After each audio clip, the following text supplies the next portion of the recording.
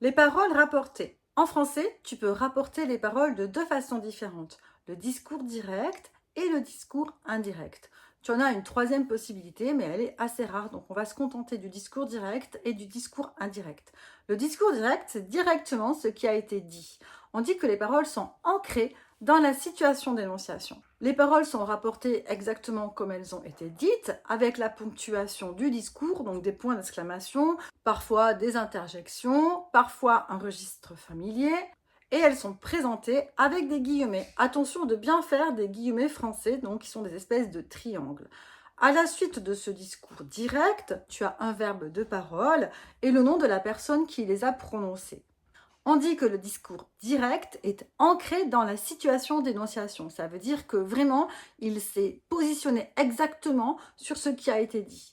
Le discours indirect, lui, on dit qu'il est coupé de la situation d'énonciation, puisque ce n'est pas la personne qui a dit les paroles qui les rapporte. Donc forcément, c'est coupé, il peut y avoir des changements.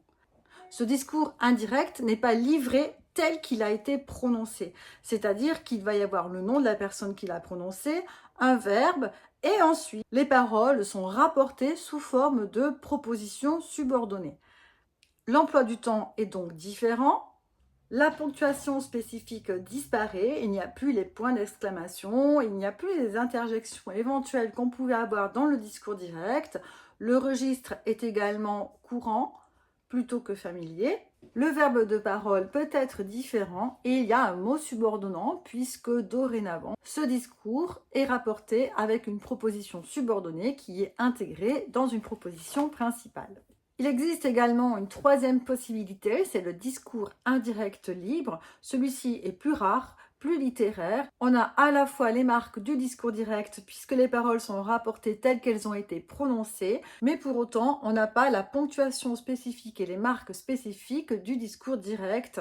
Donc il n'y a pas, par exemple, de guillemets, et pourtant ce sont bien les paroles telles qu'elles ont été prononcées. Il est important que tu comprennes que dans le discours indirect, tous les verbes doivent être au temps du passé puisqu'il s'agit de rapporter les discours dans un texte littéraire, dans une histoire, et que donc il y a un accord entre le temps du verbe de la principale et le temps du verbe de la subordonnée. Par exemple, si tu as « elle dit », deux points, ouvrez les guillemets, il fera beau demain, point d'exclamation, fermez les guillemets, ça c'est le discours direct, et que tu veux passer au discours indirect, tu obtiens « elle dit qu'il ferait beau demain ».